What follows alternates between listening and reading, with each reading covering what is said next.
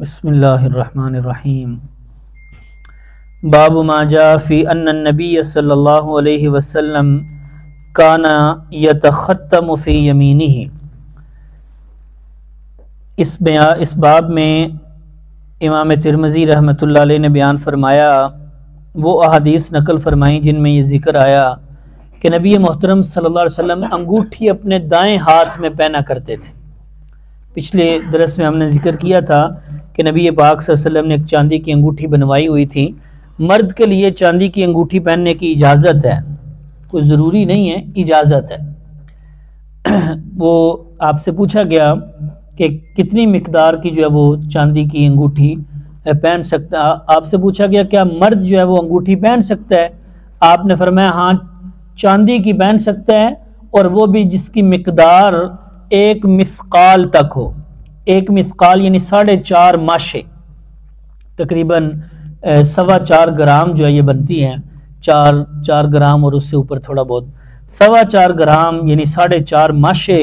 اس کی اجازت ہے کہ اگر کوئی مرد جو ہے وہ چاندی کی انگوٹھی بناتا ہے تو ٹھیک ہے، وہ پہن سکتا ہے۔ بہتر یہی ہے کہ نہ پہنے جائیں، کیونکہ نبی محترم صلی اللہ علیہ وسلم سے جو ثابت ہے تو وہ آپ نے مجبوری میں ہی پہنی ہے، ضرورت کے وقت پہنی ہے۔ حضرت علی ابن ابی طالب رضی اللہ تعالیٰ عنہ سے روایت ہے، فرماتے ہیں ان نبی صلی اللہ علیہ وسلم کان یلبس خاتمہ فی یمینہ، نبی محترم صلی اللہ علیہ وسلم انگوٹھی اپنے دائیں ہاتھ میں پہنا کرتے تھے۔ اس میں آگے اور بھی حدیث ذکر فرمائی ہیں، زیادہ میں یہی مذکور ہے کہ آپ دائیں ہاتھ میں انگوٹھی پہنتے تھے۔ بعض روایات میں آیا کہ آپ بائیں ہاتھ میں پہنتے تھے، لیکن اس کی پھر تطبیق مفسرین محدثین نے یہی بیان فرمائی کہ اکثر اوقات آپ دائیں ہاتھ میں پہنتے تھے، کبھی کبھار جو ہے آپ بائیں ہاتھ میں پہنتے تھے۔ اور دائیں ہاتھ کی ایک حدیث میں ذکر ہے کہ دائیں ہاتھ کی جو چھوٹی انگلی ہے اس میں پہنتے تھے، دائیں ہاتھ کی چھوٹی انگلی میں وہ پہنتے تھے۔ اور ایک حدیث میں حضرت عبداللہ ابن عمر رضی اللہ تعالیٰ عنہ سے روایت ہے، وہ فرماتے ہیں کہ اتخذ رسول اللہ صلی اللہ علیہ وسلم خاتما من ذہب، ابتدا میں ایک موقع پہ نبی پاک صلی اللہ علیہ وسلم نے سونے کی انگوٹھی بنوائی، تو سارے لوگوں نے، صحابہ کرام نے بھی جنہوں نے دیکھا انہوں نے بھی اپنے اپنے لیے انگوٹھی، سونے کی انگوٹھی بنوا لی۔ آپ صلی اللہ علیہ وسلم نے جب یہ دیکھا تو فطرحہ، آپ نے وہ انگوٹھی اٹھائی اور اس کو پھینک دیا، اور فرمایا لا البسہ ابدا، میں اس کو اب کبھی بھی نہیں پہنوں گا۔ فطرح الناس خواتیمہم، تو پھر لوگوں نے بھی اپنی سونے کی انگوٹھیاں پہننی چھوڑ دی۔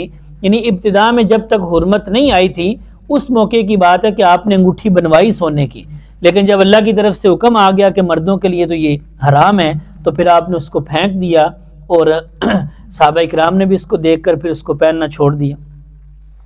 تو اکثر احادیث سے یہ مذکور ہوئی ہیں۔ حضرت انس رضی اللہ تعالیٰ عنہ سے بھی روایت ہے کہ نبی الاسلام تختم فی یمینہ، اپنے دائیں ہاتھ میں انگوٹھی پہنا کرتے تھے۔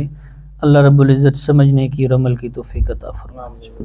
اللہم انت السلام و منک السلام، تبارکت یا ذا الجلال والاکرام، یا راحم المساکین، یا ارحم الراحمین، یا حی یا قیوم برحمتک نستغیث۔ اللہم صلی علی محمد وعلی آل محمد کما صلیت علی ابراہیم وعلی آل ابراہیم انک حمید مجید۔ اللہم بارک علی محمد وعلی آل محمد کما بارکت علی ابراہیم وعلی آل ابراہیم انک حمید مجید۔ ربنا ظلمنا انفسنا وإن لم تغفر لنا وترحمنا لنكونن من الخاسرین۔ ربنا آتنا فی الدنیا حسنة وفی الآخرة حسنة وقنا عذاب النار وقنا عذاب القبر وقنا عذاب الحشر وقنا عذاب الميزان۔ اللہم اجرنا من النار، اللہم حاسبنا حسابا یسیرا۔ یا اللہ بڑے گناہگار ہیں، بڑے سیاہکار ہیں، بڑے خطا کار ہیں، یا اللہ تو ہی معاف فرمانے والا ہے، یا اللہ معاف فرما۔ یا اللہ ہم سب کے صغیرہ کبیرہ گناہوں کو معاف فرما۔ یا اللہ جتنے بھی گناہ ہم سے سرزد ہوئے اعلانیہ طور پر یا خفیہ طور پر، جان بوجھ کر یا بھول کر، یا اللہ سارے گناہوں سے ہم توبہ کرتے ہیں، یا اللہ ہماری توبہ قبول و منظور فرما۔ یا اللہ ہر قسم کے گناہوں سے بچنے کی توفیق عطا فرما۔ تمام معاملات میں یا اللہ نبی محترم صلی اللہ علیہ وسلم کی اطاعت اور فرما برداری کرنے کی توفیق عطا فرما۔ یا اللہ قرآن مجید کو سمجھ کر پڑھنے کی اور اس پر عمل کرنے کی توفیق عطا فرما۔ یا اللہ جتنے بھی احکام ہمیں معلوم ہو رہے ہیں سب پر عمل کرنے کی توفیق عطا فرما۔ یا اللہ اور ان تمام احکام کو آگے پہنچانے کی بھی توفیق عطا فرما۔ اپنے بچوں کو یا اللہ باقی عزیز و اقارب کو جہاں تک ہو سکتا ہے ہمیں یا اللہ ان کو تعلیم اور تربیت کرنے کی توفیق عطا فرما۔ یا اللہ ہر قسم کے گناہوں سے بچنے کی توفیق عطا فرما۔ سارے بیماروں کو شفائے کاملہ عاجلہ عطا فرما۔ مقروضوں کے قرض ادا کرنے کے اسباب پیدا فرما۔ یا اللہ جو پریشان حال ہیں ان کی پریشانی دور فرما۔ سب کے رزق روزگار میں رحمتیں اور برکتیں نازل فرما۔ یا اللہ ملک پاکستان کی حفاظت فرما۔ یا اللہ ملک پاکستان کو امن اور سلامتی کا گہوارہ بنا، اسلام اور ایمان کا بول بالا فرما۔ یا اللہ ترکی میں اور باقی ممالک میں جہاں زلزلہ آیا یا اللہ جتنے شہید ہو گئے سب کی شہادت کو اپنی بارگاہ میں قبول و منظور فرما۔ سب کو جنت الفردوس میں اعلیٰ مقام عطا فرما۔ جو زخمی ہیں یا اللہ ان کو جلد از جلد صحت اور تندرستی عطا فرما۔ لواحقین کو صبر جمیل عطا فرما۔ غیب کے خزانوں سے یا اللہ ان کی مدد فرما۔